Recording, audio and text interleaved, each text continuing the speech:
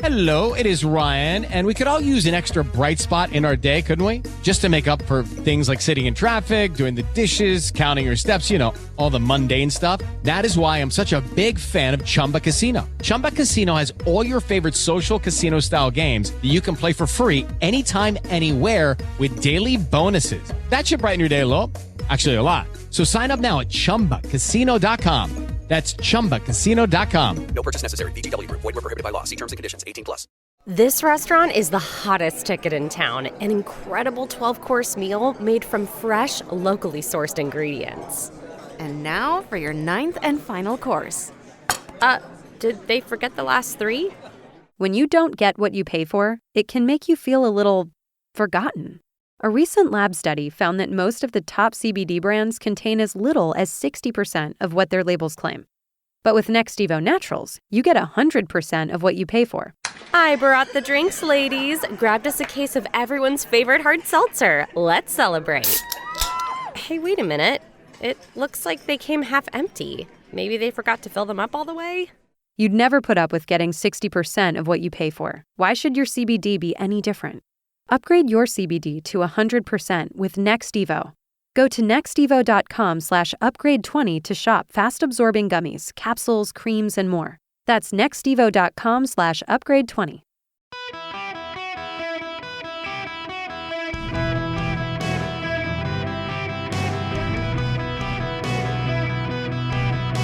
Welcome to the Eric Erickson Show podcast, Hour 2. Hello and welcome. It is Eric Erickson here, the Eric Erickson Show across the nation. The phone number is 877-973-7425. If you would like to be on the program, I would be happy to hear from you. And we got to switch to some raw politics now. I actually wasn't going to start here, but I got stuff I got to say from the last hour that I didn't get to because I very graciously decided, of course, to spend time on your phone calls.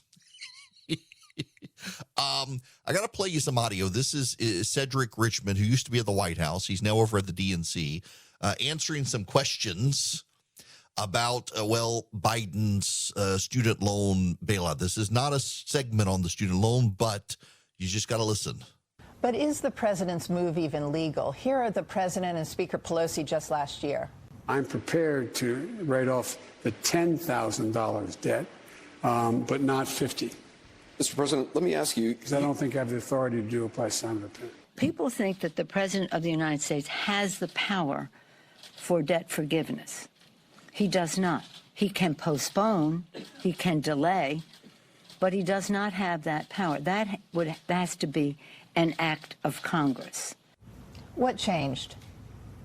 Well, Congress acted. And if you look at the legislation that allowed President Trump and President Biden to delay loan repayment, it's the same legislation that allows him to forgive $10,000 worth of debt and $20,000 worth of debt to those who were on Pell Grants, which is the hardest and lowest income people that are going to college. So it's the same thing. And look, I call it how I see it. It's the same thing that allowed President Trump to do it that allows President Biden to do it.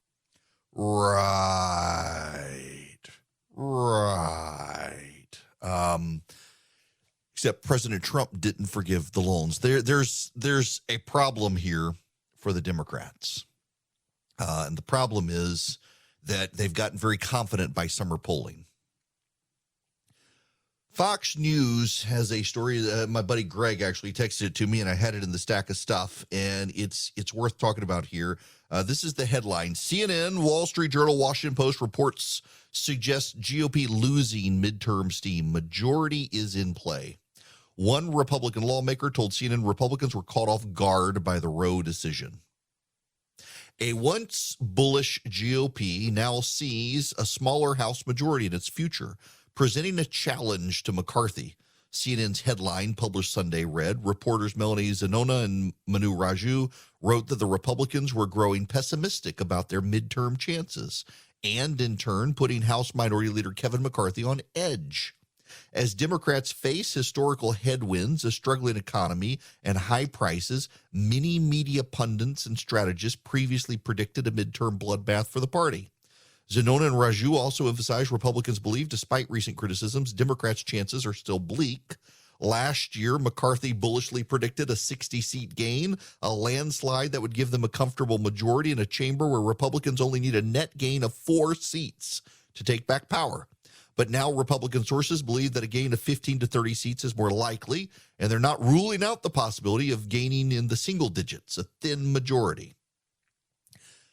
Listen, I want to give you a snapshot of what happened on the weekly Sunday shows. I think this is deeply relevant. I am going to tell you I'm doing this on the fly. I am not doing I didn't get Charlie and Philip involved cutting up audio because I wanted to be able to do this on the fly, to be able to give you a little bit of a sense of how things played out this weekend without getting them to capture and clip the tons and tons of audio that would otherwise be out there. This is from MSNBC. Let me rearrange the soundboard here. Again, I'm doing this on the fly, so you get a sense of stuff. Al Sharpton. Welcome back to Politics Nation. We have some breaking news. A federal judge in Florida has just issued a preliminary ruling on former President Donald Trump's request for the appointment of a special master. That was MSNBC. That was one of the issues on CNBC. Then, of course, you have CNN, and you had Jim Acosta with all the hand-wringing about the FBI and about Donald Trump. You've got Karine Jean-Pierre, the White House press secretary, is out there defending Joe Biden, talking about MAGA Republicans and fascism. Look, I was very clear when laying out and defining what MAGA Republicans have done, and you look at the definition of fascism and you think about what they're doing in attacking our democracy, what they're doing in taking away our freedoms, wanting to take away our rights, our voting rights. I mean, that is what that is. It is very clear. It's very interesting to me as a side note here that Karine Jean-Pierre is terrible at defending this White House, but is very good at attacking Republicans as fascist. She doesn't stumble. She doesn't hem. She doesn't haw. She doesn't say, I'll get back to you. She loves to go on the attack. She's a progressive partisan in a job where you need someone with some diplomatic skills and some intelligence, and she's not a very thoughtful person. But there's a larger issue here at stake. The national media continues to focus on the Republicans. Joe Biden, at a fundraiser late last week, referred to the Republicans as semi-fascist. And the media seized on that. Jim Acosta had on lots of people to talk about the Republicans as fascists. He had on Evan McMullen to suggest he and his wife had been threatened at gunpoint by someone. I don't remember a police report on that coming out, but maybe it actually happened. I don't know. You have the media focused on how terrible the Republicans are, and you have this ongoing vibrant push by the left to continue to whip women into frenzies over abortion rights. They are convinced Roe is going to help them, and they saw anecdotal data in Kansas to suggest that. And Republicans keep taking the bait. All of the Fox News shows were focused relentlessly on defending Donald Trump and attacking the FBI. Where were the attacks on the student loan bailout? You didn't get a lot of that on Fox. Where are the attacks on the economy? You didn't get a lot of that either. We're reminding people that gas prices, though they've come down, are still much higher than when Donald Trump is president. You're not getting that. Republicans are taking the bait, and they shouldn't. They've got to change the narrative. Now, Kevin McCarthy is reserving $37 million in TV time in the last 2 months before the midterms, 9 out of every $10 targeting seats Joe Biden won in 2020. It is an aggressive buy and a reminder that despite all the growing confident talk and vibe shift talk of Democrats, that really the vibe shift is not very good. There was a story out over the weekend. The Federal Reserve says that American families will suffer pain as they try to get inflation under control. We are at August 29th. We are still more than 2 months from the election. And all of this talk about vibe shifting, it's not a coincidence. It comes in the landscape of seasonal polling shifts, as I have talked ad nauseum about with the Democrats. There is a seasonal polling shift, and I don't think that it's going to be sustainable for the Democrats. This is from Market Watch. This happened, this was late Friday after the markets closed. Dow closes down 1,000 points and NASDAQ falls 3.9% after Fed Chief Powell warns of pain to households in the inflation battle. In remarks that were more hawkish than many investors anticipated, Powell tried to dispel any hopes for a less aggressive monetary policy stance by insisting that the central bank will persist in its inflation fight, even if it means causing near-term economic pain for American families. This is the direct quote. Reducing inflation is likely to require a sustained period of below-trend growth, while higher interest rates, slower growth, and softer labor market conditions will bring down inflation. They will also bring some pain to households and businesses. Will bring some pain. The Dow, as I talk, is down another 45 points, NASDAQ down 55. The vibe shift for the Democrats came at a time where Republicans are focused on defending Trump. Democrats are focused on attacking Trump. The news media is focused on Trump and Mar-a-Lago and on abortion rights. No one's talking about the economy right now in the mainstream media.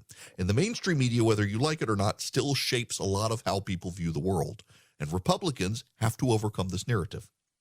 You know, when I was a campaign strategist, and I would get candidates in and explain to candidates how you've got to shape your message.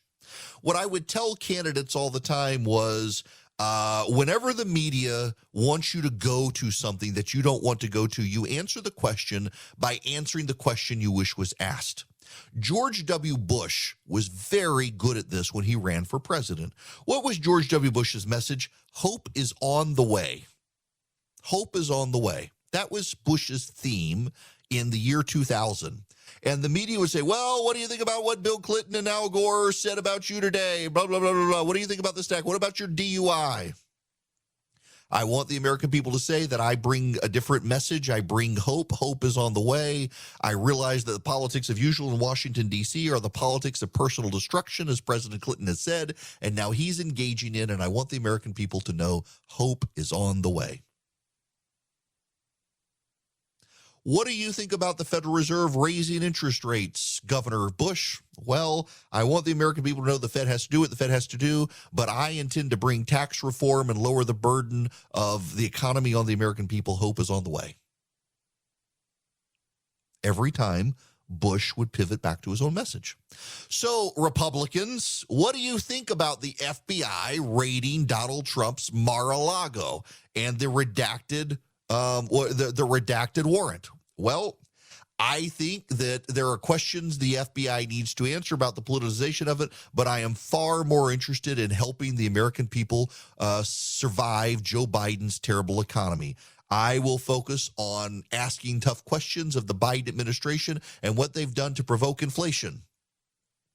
Well, what do you think about what Joe Biden said about the Republicans being semi-fascist?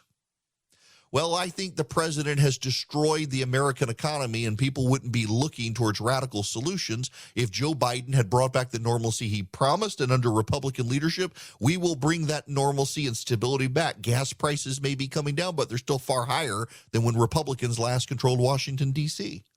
Well, what do you think about the latest Donald Trump stuff? And what do you think about what Trump said? Well, I'm more interested in what my voters say, and my voters say they're really tired of Joe Biden's economy. Don't take the bait, Republicans. Make it the economy. Make it the economy. It's what people are interested in. Inflation. The Federal Reserve says there's pain out there, and you know what? The American people still feel it.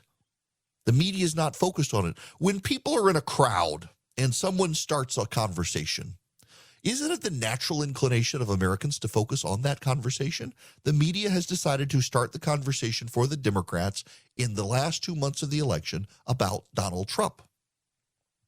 You don't have to take the bait. And the Democrats believe there's a vibe shift. That's what they're calling it, a vibe shift. in their favor. In CNN, the Wall Street Journal, the Washington Post, they're all saying, "Oh, look at the polling. The polling has shifted. The GOP's not doing as well as they once were. Why are we putting our faith in polling that the Democrats have admitted can't quite capture what's going on in the swing states when so many coastal areas of this country are dominated by progressives? They're the ones most interested in talking to pollsters. The polling may not be accurately capturing it. We should not presume the polling is accurate. The trends you can certainly believe in, and the trends have certainly been in the polling average to show momentum shifting in Joe Biden's way, and I think that's fair. He's had very favorable press coverage for the last several weeks. The media's given it to him. But the underlying economic trends are headed towards a recession, if not into a recession. And summer, late summer, early fall polling tends to show a bump for the Democrats. After September 15th, and really October 1st, we'll have a better snapshot of what the trends are. And if the trends are the Federal Reserve keeps raising rates, the market keeps going down, gas prices start creeping back up, and people are dealing with back-to-school turmoil as Democrats continue to insist your kids have to be masked because COVID is resurgent or monkeypox is spreading amongst us, I think the vibe shifts again. And I don't think the vibe shift to the Democrats is something permanent, as much as the media wants to talk about it and as much as the media wants to focus on anything other than the bad news for the Democrats. On a daily basis, Americans still feel like this country is off the right track, headed towards calamity, and they're going to take it out on the Democrats, not the Republicans, because the Democrats control everything.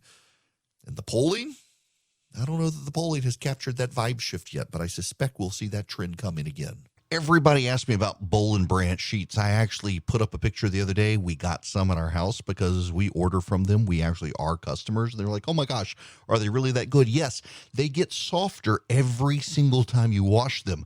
I mean, they use 100% organic cotton threads. They're super soft. You get such a good sleep. They have just the great weight to them. Like I had a pair of sheets we actually threw away when we replaced them with Boll and Branch, where they were just like too light and also not very soft. The Boll and Branch, they're perfect.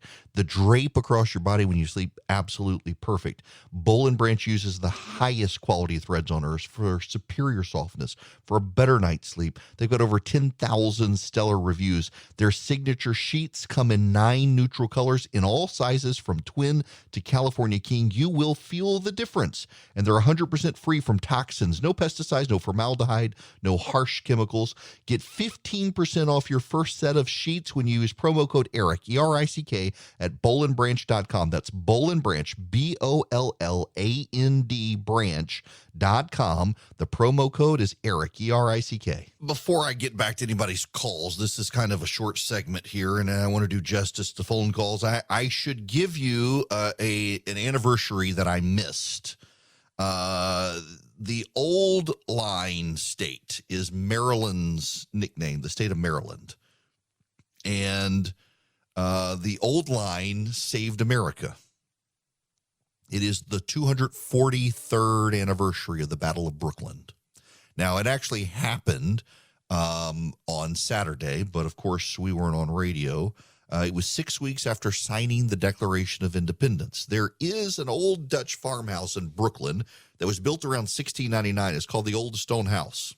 There's a Maryland flag that hangs out front of that house. During the Revolutionary War, the British decided for a swift response to the Declaration of Independence. They sent a massive armada to New York to capture and kill Washington, his fellow generals, and the American rebels. And 400 young men from Maryland decided to serve as a distraction for Washington to be able to escape. So the British, to give you an idea, they sent the biggest armada in a history at the time. Put that in perspective. The bigger armada than what the Spanish sent to invade Britain. The British sent 450 ships and 10,000 men across the Atlantic to New York Harbor to crush Washington. They surrounded the Continental Army, who had taken up in Brooklyn. They backed them up to the East River.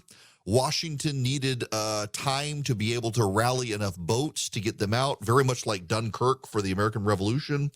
And there were 2,000 troops who were stranded. They needed to get down to the lower end of Manhattan to where they had defensive forts and cannons to fight off the British. And so 400 Maryland soldiers rallied. The major, Mordecai Gist, said that he would stay, and they rallied, and those 400 Marylanders raised so much hell. The British were convinced that the rebels had surrounded them in that old stone house, and they fought there while Washington and the 2,000 men were able to get boats and sail down the harbor to safety. Fascinating story. Greetings, welcome. It is Eric Erickson here. The phone number is 877-973-7425. I gotta give you too much information out of the gate. I gotta admit and acknowledge something to all of you. It is very difficult. It is actually very difficult for me to do this, to admit, but I must. I won't be here tomorrow. I know I'm slack. I'm gone on last Friday, and now I'm gone tomorrow. Friday was actually my daughter's birthday. We took her to NASA. We'll talk about that later. Tomorrow, so you know the age for getting a colonoscopy used to be 50, and now they've lowered it to 45. The FDA, the medical community, I think they just want to make money off of us. Well, I've hit that age, and so I got to have one. So I haven't had anything to eat today. I did have my coffee. I did. But from here on out, the rest of the day and tomorrow, I get to spend my time in the bathroom until at 12:30 tomorrow. I get to go be probed awkwardly up the backside. My dad is trying to convince me to swallow a glass eyeball to scare the doctor so that my rear end is looking at him as he sticks in his camera. I don't know that I'm going to do that. I thought about borrowing Dan Crenshaw's glass eye, but I just, nope, not going to do it. Probably not. Maybe. I don't know. It would be funny. I'd be asleep, though, and I would miss it. But nonetheless, that's what I'm going to be doing tomorrow. Just need y'all to know. Won't be here. I think Victor's filling in, but I'll be back. Now, we have to move on to your phone calls. I'm going to go to Chuck. Chuck, you're up next. Welcome. Hey, Chuck. Hey, Eric, I was going to let your listeners know I'm a recently retired federal law enforcement agent in the Atlanta area, gun carrier with arrest powers and all that good stuff. It's not that difficult to weaponize rank and file agents if your recruiting efforts target a particular demographic. That is what has happened since the current administration took over. We've seen our recruiters, my former recruiters, target particularly minority females. That's what they're going for. And I will preface this by saying I am a white male, I am a conservative, but it's not that difficult to do if that is your drive in recruiting. Listen, you're not alone in telling me this. I've heard this from a number of people that as the government has prioritized diversity over competence, and that's not to say they're not hiring competent, diverse people, but as they've prioritized diversity over the core functions and mission, that does have something to do with it. And I'm not surprised by that. And I also think there's something at the senior level.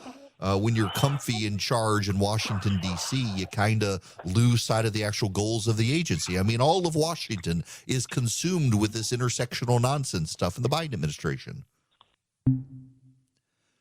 Of course, you know, Chuck, they will just look at you and say that you're just a white conservative male nursing a grudge. But I think there's something to that, Chuck. I think there's something to your point on that. And they really are, I think, prioritizing things they should not necessarily prioritize. Now, I gotta move on because there are things that must be discussed. One of those things is I got to get back to the electric car piece. The New York Times ran this op-ed. It is from Edward Niedermeyer. He is the author of Ludicrous, the Unvarnished Story of Tesla Motors. He's a podcast host on the future of transportation. Let me just get you this. If you're lucky enough to drive one of the premium electric vehicles that fits this description, big, heavy, powerful, ready to go at a moment's notice, You already may feel like your consumer desires are in perfect alignment with planetary environmental goals. After a decade of manufacturers selling EVs at luxury car prices, the government has made concerted efforts to get more people driving them. The recently signed Inflation Reduction Act offers extensive and expensive tax credits to buy both new and used EVs. California just announced it's going to ban the sale of gas-powered vehicles starting in 2035. However, these carrot and stick approaches merely tweak a fundamental approach to EV policy that's failed to achieve its goals. Rather than unleashing a mass market of affordable EVs, more than a decade of subsidies favoring large batteries has created an overheated market for premium EVs. A serious electrification policy will have to be tailored to the way we actually drive, not the way we think we do. Like almost all EV-related challenges, it comes down to battery. Providing the power and range that have made EVs appealing to American buyers requires massive batteries, which help make the current crop on average 30% more expensive than gas-powered vehicles. The problem will likely get worse as battery supply chain constraints make batteries more expensive. The path to lower battery costs is extracting and processing materials at greater scale. And blah, blah, blah, blah, blah, blah, blah. The large part here, the bottom line, is you want an electric car with a 300-mile range. When's the last time you actually drove 300 miles? By improving home charging for urban apartment dwellers and prioritizing vehicles with smaller batteries, rather than road trip enabling charging stations and big batteries, we can maximize the miles we affordably electrify. In an era of battery scarcity, we could have 2 150-mile electric vehicles for the battery capacity in every 300-mile EV, or using the same 300-mile EV, you could have 6 plug-in hybrids with 50 miles of electric range for daily driving and a gasoline engine for rarer road trips. Essentially, the guy is saying, why not have 2 cars instead of 1? Why not have 2 cars instead of 1? Why not have a gas car that also is an electric hybrid? The responses to a tweet of mine I put up on Friday, I drove my family 431 miles. And on Saturday, I drove my family 431 miles home. Now, on the way to Florida, I didn't have to stop for gas. I have a big vehicle. It holds me, my wife, our kids. It could have held the dog, except we didn't take the dog. And it held all of our stuff. And I drive that vehicle in daily use. My office is from my home to my office 81 miles. Takes me an hour and 15 minutes to get there if traffic is optimal. It has taken me before more than 2 hours, depending on wrecks on the highway, etc.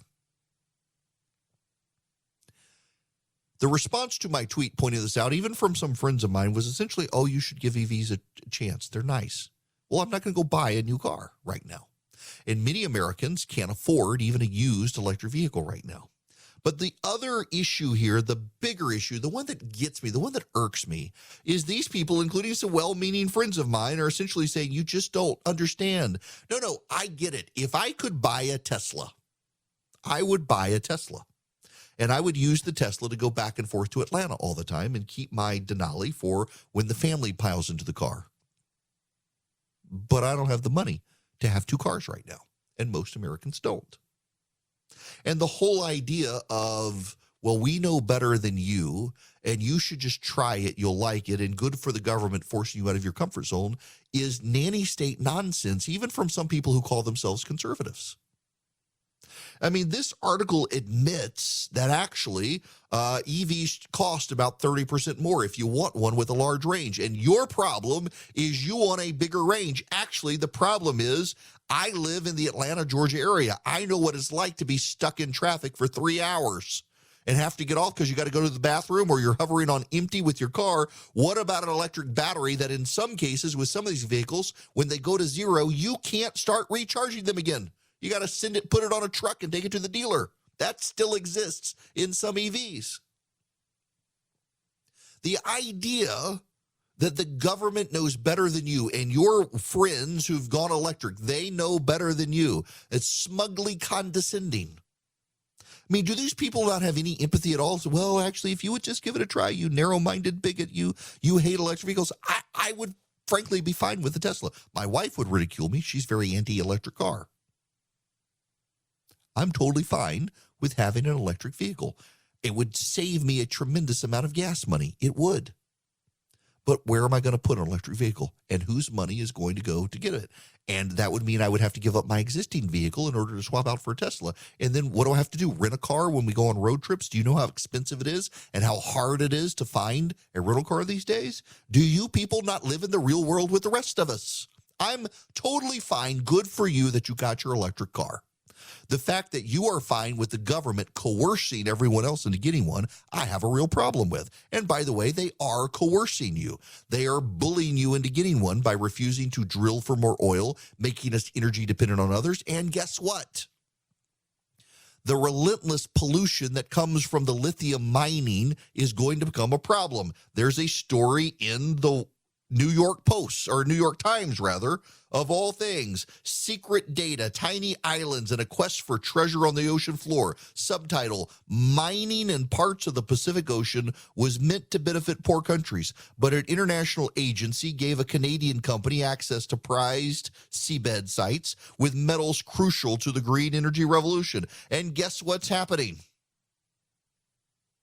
About 1,500 miles southwest of San Diego, the metals company based in Vancouver has secured exclusive access to tons of seabed rock packed with cobalt, copper, and nickel, enough, it says, to power 280 million electric vehicles, equivalent to the entire fleet of cars in the United States. But guess what? It could be environmentally damaging to the oceans to do it, and you people don't care. Because you think we all need to go that way. What really, the thing that irks me about this, and again, when I criticize this, people hear me saying I don't like electric cars. That's not true. What I dislike is people telling everyone that you've got to have one and that you have to get out of your gas-powered vehicles to save the planet. And what actually is happening is that they are ignoring that you're trading one form of pollution for another. Just because you can't see the pollution from the electric vehicle doesn't mean it's not happening. And that's the conversation these people don't want to have. Good for you. You save money. You were able to afford one, and you don't need a big family vehicle that you can pile everybody and your cargo in. You can travel around in your little Tesla SUV and pretend it's a giant Suburban, even though it's not. Good for you. I'm glad that you can go from point A to point B and you find charge stations where you can charge very quickly and you can get out and stretch your legs and it's good for you and you don't get blood clots. Good for you. Good for you. But what about the middle-class person who can't afford it? They do tend to average 30% more than a comparable gas-fueled vehicle. I don't see many electric minivans out there at a reasonable price for middle-class families. And so it's your willingness to substitute your values and moral choices and opinions for everyone else in America and assume if everyone just lived like you and made choices like you, everyone would be as fine as you. And that's definitionally anti-conservative. The idea that you can impose your system of ideas and policy choices on me is not conservative when it comes to these lifestyle positions on whether or not to force everyone into an electric car or not, because the reality is they're more expensive. Dollar for dollar, taking the same size and criteria for a car that's gas-powered versus battery, you're telling people they need to pay more. And the $7,500 tax credit really doesn't get them where they need to be. And the problem here is, again, it's government bureaucracy forcing Americans to live a more expensive lifestyle and telling them they're saving the planet, when the reality is they're not really saving the planet. They're offloading and offsetting one measure of pollution for another. Just because you don't see the children in Africa dying from the poisoned water spilling out of the lithium mines doesn't mean it's not happening. But then you get to sleep well at night thinking about all the gas money you saved while the poors have to take the bus because they can't get a gas-powered car and they can't afford a battery-powered car. It seems to me it's kind of narrow-minded nonsense from people who smugly are self-assured that their way is the right way, and if only you bigots would wake up, you would be fine living their lifestyle. Except the problem is it's your lifestyle, and they're asking you to conform to them, which doesn't seem very American to me. It sounds very command and control communist.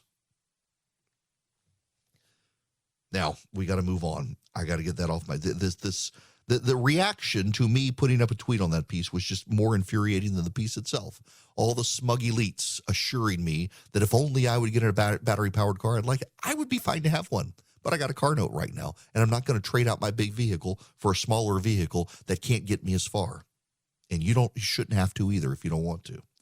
But all that being said, one of the great groups that's fighting for conservatives right now against nonsense like this is Patriot Mobile. They have guaranteed great service. If you go to patriotmobile.com/Eric, not only do you get free activation, again, patriotmobile.com/Eric, you get free activation by using my name, but they also have a very detailed map. In fact, I'm going to do it for you. You go to patriotmobile.com/ERICK.